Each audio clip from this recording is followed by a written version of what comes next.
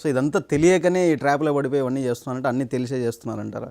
తెలియక పడుతున్నారు కాదు, తెలియక అడుగు పెడుతున్నారు, తెలిసిన తర్వాత ఆశపడుతున్నారు, ఆశపడిన తర్వాత వాళ్ళు దానికి అలవాటు పడుతున్నారు. Right madam.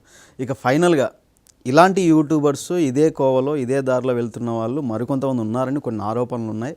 వాళ్ళ మీద ఎటువంటి ఇంట్రాగేషన్ జరగాలంటారు? ఇలాంటి వాళ్ళని ఇంకా బయటికి తీయాల్సిన పరిస్థితి? ఎలాంటి ఇంట్రాగేషన్ జరగాలనేది ఎన్ఐఏ చూసుకుంటుంది సార్.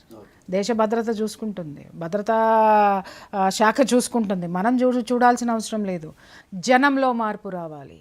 ఇలా బెట్టింగ్ యాప్లు ప్రమోషన్లు చేసి ఖరీదైనటువంటి కార్లు, ఖరీదైనటువంటి విల్లాల్లో బతికేటటువంటి వాళ్ళని ప్రశ్నించండి. వాళ్ళ బాధ్యత ఏంటో ప్రశ్నించండి. సమాజం కోసం ఏం చేస్తున్నారో ప్రశ్నించండి. బిగ్ బాస్లోకి వెళ్ళి బయటకు వచ్చి రాగానే సెలబ్రిటీలు అయిపోయి వీళ్ళందరికీ ఎందుకండి దేశం వంగి వంగి నమస్కారాలు చేయాలి?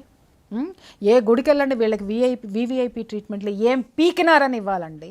దేనికి వీళ్ళు సెలబ్రిటీలు అండి? ఒక సమాజంలో మార్పు తీసుకొచ్చారని సెలబ్రిటీలా, లేకపోతే ఒక పెద్ద వ్యాపారవేత్తగా ఎదిగి ఎంతోమందికి జీవితాలను ఇచ్చి ఎంతోమందికి తిండి పెడుతున్నారని చెప్పేసి అని వీళ్ళు సెలబ్రిటీలు అయ్యారా?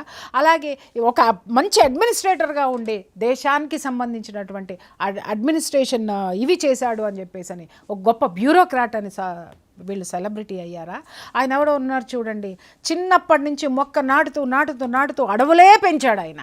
అలాంటి ఒక సాదాసీదా మహానుభావుడు, మహాత్ముడుగా ఎదిగినటువంటి సెలబ్రిటీలు మన వాళ్ళకి ఎవరికి కనపడరు సార్. ఇగో ఇట్లాంటి దగులుబాజీలు కనిపిస్తారు. యువతని జాగ్రత్తగా పెట్టుకోండి మై డియర్ పేరెంట్స్. నేను చెప్తున్నాను, మీ వాళ్ళు యూట్యూబుల్లో పిల్లలు మాట వినట్లేదు అనంటే నా దగ్గరికి రండి, ఒక అసోసియేషన్ పెడతా, మొత్తం అందరం జమ అవుదాం, లక్షల మంది ఉంటాం, ఉరికిచ్చి కొడదాం ఎవడైనా మాట వినకపోతే. చెప్తున్నాను కదా, మీకు శక్తి లేదా? సమాజాన్ని మార్చాలా? రండి, పేరెంట్స్ అందరం కలిసి ఒక అసోసియేషన్గా ఫామ్ అవుదాం. ఆ అసోసియేషన్కి కావాల్సినటువంటి ప్రొటెక్షన్ చట్టబద్ధంగా న్యాయబద్ధంగా తెచ్చుకుందాం. ఎవడు